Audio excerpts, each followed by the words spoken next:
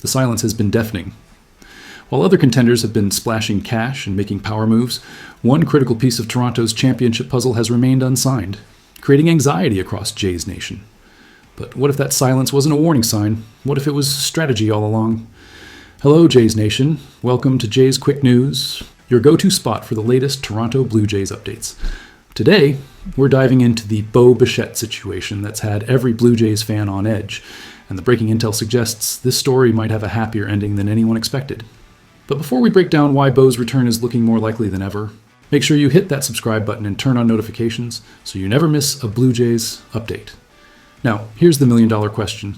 Why has Toronto waited this long to lock down their franchise shortstop? Let's cut through the noise and examine what's actually happening behind the scenes.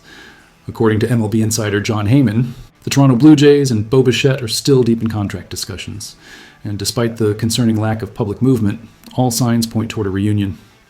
Heyman went on record this week, stating he firmly believes Bichette will remain in Toronto, even acknowledging that the Boston Red Sox have expressed interest in the 27-year-old shortstop. Here's the fascinating twist. Neither the Blue Jays nor any other MLB team has officially extended an offer to Bichette yet. That sounds alarming on the surface, but when you understand the strategic chess match unfolding across baseball's free agency landscape, it actually makes perfect sense. The entire market is currently in a holding pattern, waiting for Kyle Tucker's massive contract to establish the benchmark for elite position players this winter. Heyman's exact words carry significant weight. I'm going to say he sticks with Toronto. There hasn't been a lot of reporting on that. Certainly, the Red Sox are a possibility if he does not end up with Toronto. To me, it's a marriage that works, so I think Toronto. When one of baseball's most connected insiders uses the phrase, a marriage that works, that's not casual speculation. That's informed confidence. So what does this mean for the Blue Jays championship timeline? Everything. Bo Bichette isn't just another piece in Toronto's lineup. He's been the heartbeat of this core since his explosive debut in 2019 when he slashed .330 with 11 home runs in just 46 games. Over his career, despite battling injuries in recent seasons, Bichette has maintained a .290 career batting average with an 800-plus OPS, providing consistent production from a premium defensive position. Think about what Toronto has already accomplished this offseason. They've secured Dylan Cease with a $210 million extension, reinforcing their rotation for years to come. They've fortified their bullpen with Tyler Rogers' $37 million deal. They're in the conversation for Kyle Tucker. These aren't the moves of a franchise in crisis. These are calculated investments from an organization building sustainable championship windows. Losing Bichette would create a massive void at shortstop that can't simply be patched with available free agents. The market for quality shortstops is razor thin, and Toronto would be forced to either overpay for inferior alternatives or make a desperate trade that depletes their prospect capital.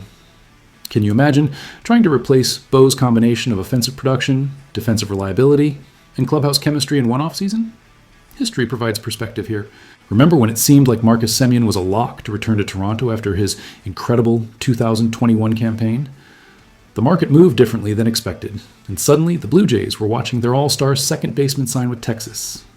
That experience taught Toronto's front office a painful lesson about timing and market dynamics. This time feels different. The Blue Jays aren't being passive, they're being strategic. By waiting for Tucker's contract to establish market value, Toronto ensures they're not setting an inflated precedent that hamstrings future negotiations. Meanwhile, Bichette hasn't generated the external market some predicted. Boston has kicked the tires, but no bidding war has materialized. That's not because teams don't value Bo. It's because most contenders have already addressed shortstop or lack the financial flexibility to compete. Where does this lead? The most probable scenario involves Tucker signing first, establishing the elite position player market somewhere in the $350 to $400 million range. That framework then allows Toronto and Bichette's camp to negotiate within a defined structure, likely landing somewhere between $180 and $220 million over 7 or 8 years. That deal makes sense for both sides. Bichette gets long-term security with the organization he's called home his entire career, playing in front of fans who've watched him develop from prospect to star. Toronto locks down their shortstop through his prime years while maintaining flexibility to pursue additional upgrades. It's the definition of a win-win scenario that Heyman described as a marriage that works. The alternative, Bo signing elsewhere, creates chaos for Toronto's entire organizational structure and leaves a gaping hole in their championship blueprint. That's not a risk any intelligent front office would willingly accept when the path to agreement remains clear. Bottom line? The Bo Bichette return isn't just likely, it's logical. Toronto's patient approach reflects organizational maturity, not indecision.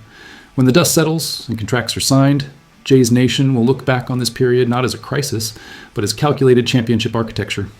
What do you think? Is Bo wearing blue and white on opening day, or should fans be worried? Drop your predictions in the comments below. And if you enjoyed this breakdown, smash that like button, subscribe to Jays Quick News, and hit the notification bell so you're always first to know when we drop the latest Blue Jays updates. Until next time, Jays Nation, let's go Blue Jays.